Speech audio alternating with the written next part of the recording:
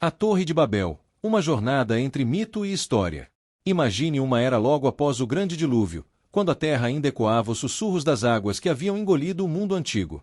Os descendentes de Noé, unidos por uma única língua, vagavam pela vastidão da planície de Sinar, um lugar fértil banhado pelos rios Tigre e Eufrates, onde o sol dourado pintava os horizontes com promessas de renascimento. Os sobreviventes do dilúvio. Eles eram um povo forte, resiliente, marcado pelas cicatrizes de uma catástrofe que quase os extinguira. Mas em seus corações ardia uma chama inextinguível, o desejo de transcender os limites mortais, de erguer algo que desafiasse os céus e eternizasse seus nomes na tapeçaria da existência. Esses sobreviventes, com peles bronzeadas pelo sol inclemente e mãos endurecidas pelo trabalho árduo, carregavam memórias vívidas do dilúvio. Histórias passadas, de geração em geração, falavam de chuvas incessantes que duraram 40 dias e 40 noites, de uma arca que flutuou sobre as águas turbulentas, salvando Noé e sua família junto com pares de animais de todas as espécies. Agora, na planície de Sinar, eles encontravam solo rico e argila abundante, materiais perfeitos para moldar seu futuro. A unidade linguística era o maior tesouro, uma língua pura, sem barreiras, que permitia que pensamentos fluíssem como rios cristalinos, unindo mentes e corações em uma sinfonia perfeita de colaboração. O nascimento de uma ambição. Venham, disseram uns aos outros, com vozes carregadas de empolgação e determinação, ecoando pelo ar seco da planície. Façamos tijolos e os queimemos bem para que sejam resistentes como a rocha.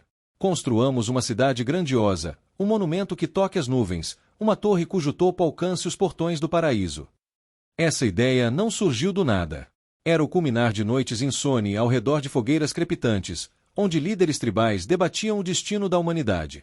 Eles temiam a dispersão, o esquecimento que viria se permanecessem nômades à mercê dos elementos. A torre seria seu farol, um símbolo de permanência em um mundo instável.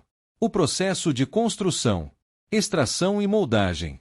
Grupos de homens e mulheres cavavam a argila úmida das margens dos rios, moldando-a em formas retangulares com ferramentas primitivas de madeira e osso.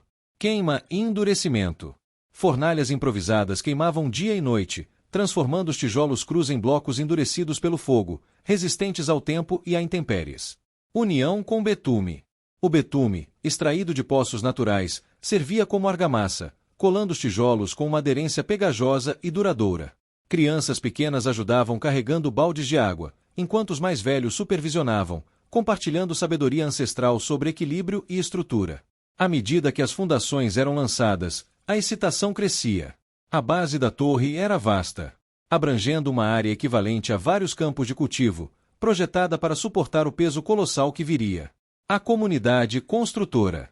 Camada por camada, os construtores empilhavam os tijolos, usando rampas de terra compactada para elevar os materiais. O som ritmado de martelos batendo ecoava como um coração pulsante, misturado aos cantos de trabalho que mantinham o moral alto. Com nossas mãos erguemos o céu, entoavam, suas vozes se unindo em harmonia, fortalecendo os laços comunitários. Famílias inteiras se envolviam no esforço coletivo. Um pai chamado Sem, descendente direto de Noé, ensinava seu filho, jovem, os segredos da mistura perfeita de argila e palha para evitar rachaduras. Ao lado, uma mãe chamada Lira carregava cestos pesados, sonhando com um futuro onde seus filhos viveriam em uma cidade segura, longe das inundações que assombravam suas memórias. Vida cotidiana dos construtores. À noite, reunidos em tendas tecidas de peles e tecidos rústicos, eles compartilhavam refeições simples de pão ázimo e frutas secas, discutindo o progresso do dia e planejando o amanhã. O orgulho inchava em seus peitos, como o rio em época de cheia. Eles se sentiam invencíveis, mestres de seu destino. Mas esse sonho carregava uma sombra sutil, um pressentimento que pairava como nuvens distantes no horizonte. Alguns idosos, com barbas brancas e olhos sábios, murmuravam advertências sobre a híbris humana, recordando as lições do dilúvio. Um castigo divino pela corrupção moral. Não desafiemos o Criador, diziam, mas suas vozes eram abafadas pela euforia geral. A torre crescia, agora alcançando alturas que faziam as cabeças girarem ao olhar para cima, suas paredes inclinadas, formando uma pirâmide escalonada que parecia desafiar a gravidade. Pássaros voavam ao redor de seu topo emergente, como mensageiros dos céus, e o vento sussurrava segredos que ninguém queria ouvir. A intervenção divina. Então veio um momento fatídico, um ponto de virada que mudaria o curso da história humana para sempre. Do alto, o Criador observava essa audácia, essa tentativa de invadir seu domínio com uma estrutura de barro e orgulho. Com um suspiro que ecoou pelos ventos cósmicos, ele desceu em espírito e tocou as mentes daqueles construtores ambiciosos. De repente, as palavras que fluíam como um rio único se fragmentaram em uma cacofonia de sons estranhos e incompreensíveis. O caos da confusão. Comunicação rompida. Um homem gritava ordens em uma língua que seu companheiro não compreendia mais. Uma mulher pedia ajuda urgente, mas suas sílabas soavam como giberes alienígena para os ouvidos ao redor. Pânico generalizado. O pânico se instalou como uma névoa densa e sufocante, espalhando-se mais rápido que fogo em palha seca. Ferramentas caíam das mãos trêmulas. Tijolos rolavam pelo chão inclinado e o que era harmonia virou um caos absoluto e desolador. Desespero familiar. Irmãos olhavam uns para os outros com olhos arregalados de confusão, tentando gesticular desesperadamente para se comunicar. Uma criança chorava por sua mãe, mas o som de seu pranto se misturava a idiomas desconhecidos, ampliando o terror. A separação dos povos. Famílias se separavam em meio ao tumulto, olhares de confusão e terror trocados entre aqueles que momentos antes compartilhavam segredos do coração e planos para o futuro.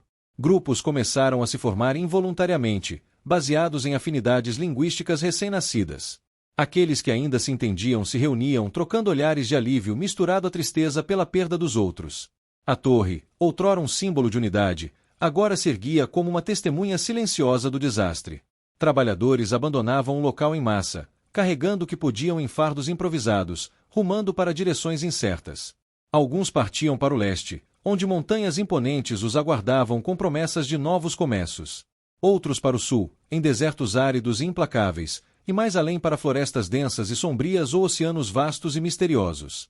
O nascimento da diversidade. Espalhados pelos quatro cantos da terra, eles carregavam consigo as feridas profundas dessa divisão inesperada.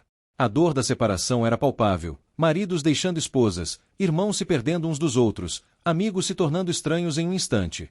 Mas em meio à agonia brotava uma nova realidade resiliente, a diversidade das vozes humanas, cada língua, um eco distante daquela unidade perdida e preciosa.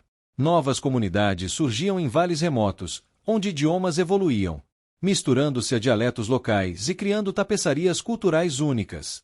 A torre inacabada, batizada de Babel, significando confusão em sua ironia poética, erguia-se como um esqueleto silencioso no horizonte, um lembrete eterno da ambição que uniu e destruiu em igual medida. Essa história tecida nas páginas antigas da Bíblia no livro de Gênesis não é mera fábula distante.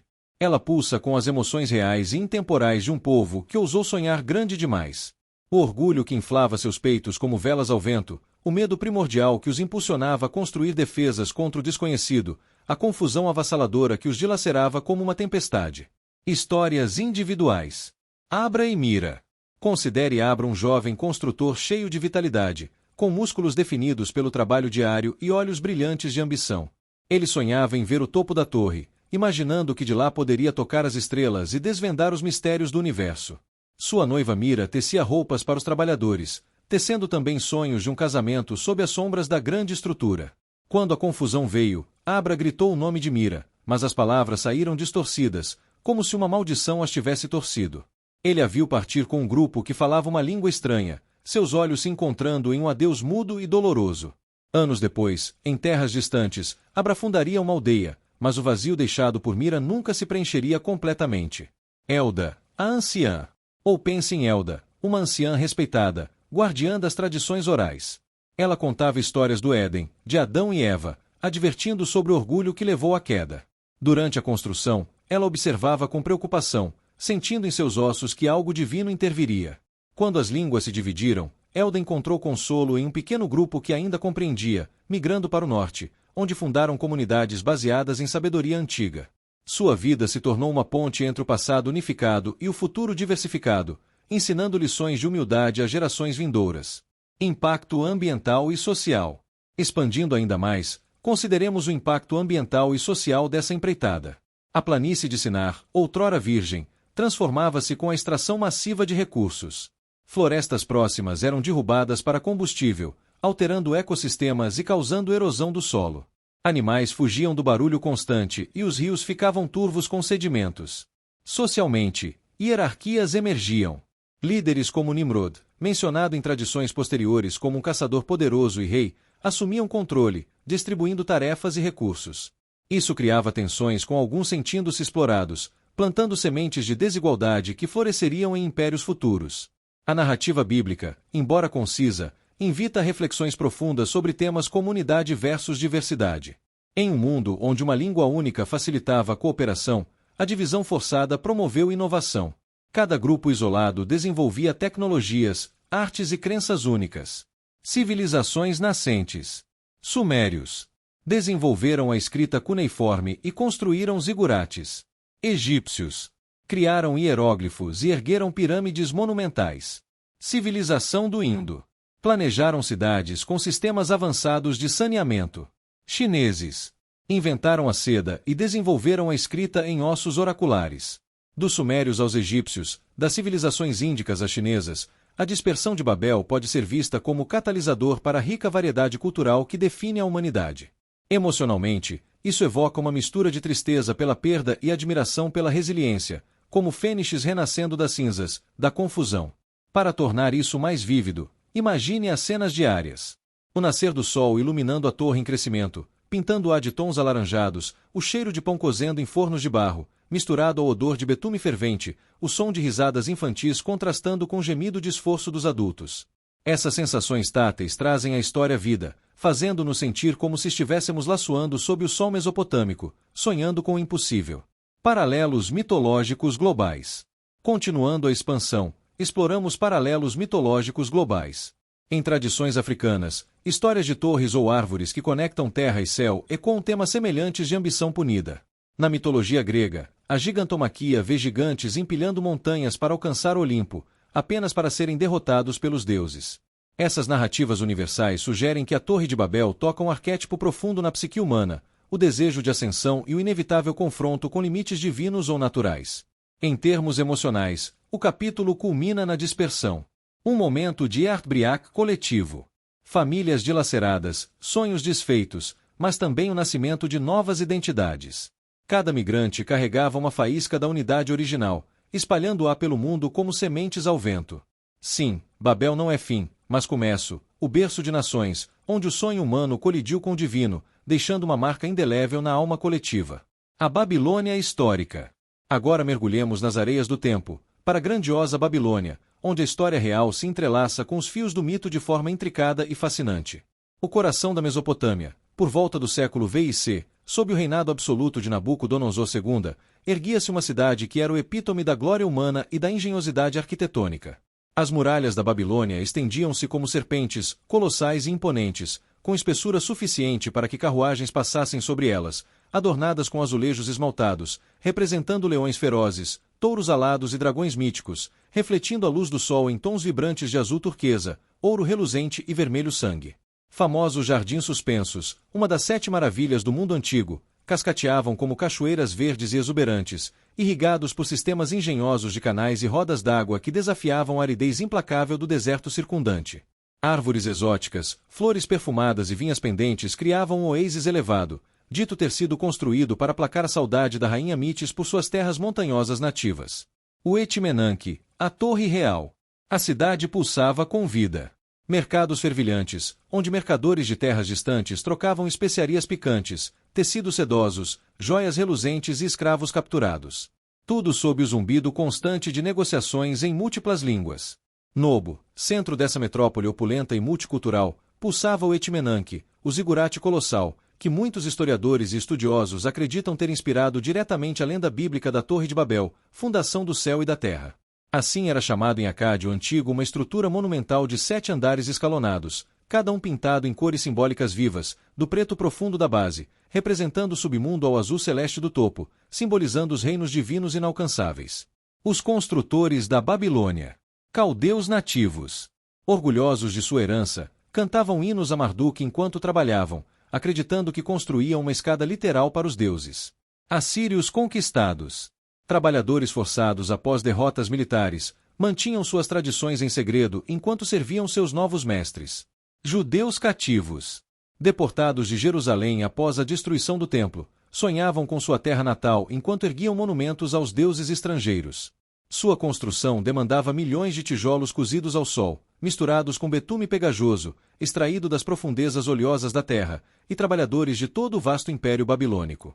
Cádios nativos, assírios conquistados, judeus cativos deportados de Judá, todos unidos pela força coercitiva do rei, mas divididos por origens culturais diversas e línguas colidindo. Vidas na sombra da torre.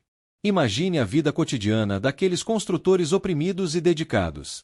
Um jovem judeu chamado Daniel, deportado de Jerusalém após a destruição do templo em 587 a.C., erguendo blocos pesados de tijolos enquanto sonhava melancolicamente com sua terra natal sagrada, as colinas de Judá e o rio Jordão. Seus olhos ardiam com lágrimas salgadas de exílio, misturadas ao suor profuso que escorria por seu rosto empoeirado, enquanto via a torre crescer como um monumento imponente à opressão estrangeira. Ao lado dele, um babilônio orgulhoso chamado Belshazar cantava hinos devotos Marduk, o deus patrono da cidade, acreditando piamente que o zigurate era uma escada literal para os deuses, um portal místico onde o rei podia comungar com o divino e receber visões proféticas. As noites na Babilônia eram iluminadas por fogueiras tremeluzentes e tochas de resina, onde histórias se entrelaçavam como fios em um tiro antigo. Mitos sumérios ancestrais de deuses enfurecidos punindo a humanidade, relatos épicos de enchentes cataclísmicas semelhantes ao dilúvio de Noé e sussurros conspiratórios de rebelião contra o tirano Nabucodonosor. O legado de Nabucodonosor. O rei, um visionário cruel e megalomaníaco, impulsionava o projeto com ambição desmedida e recursos ilimitados, reconstruindo o Etmenanque sobre fundações antigas que datavam de séculos antes, talvez do tempo do lendário rei Hammurabi, no século XVI a.C., autor do famoso Código de Leis gravado em estelas de diorito.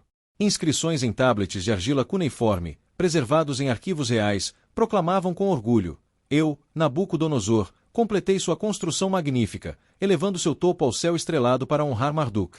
Mas por trás da grandeza ostentosa havia um sofrimento humano profundo e inescapável. Fome crônica entre os trabalhadores forçados, doenças epidêmicas espalhadas nos acampamentos lotados e insalubres, famílias brutalmente separadas pela exigência incessante de mão de obra escrava. O rei, em seu palácio opulento de mármore e cedro, decorado com tapeçarias tecidas em ouro, sonhava com imortalidade eterna, ignorando deliberadamente os gemidos agonizantes dos oprimidos que construíam a legado. Da história ao mito, o legado eterno.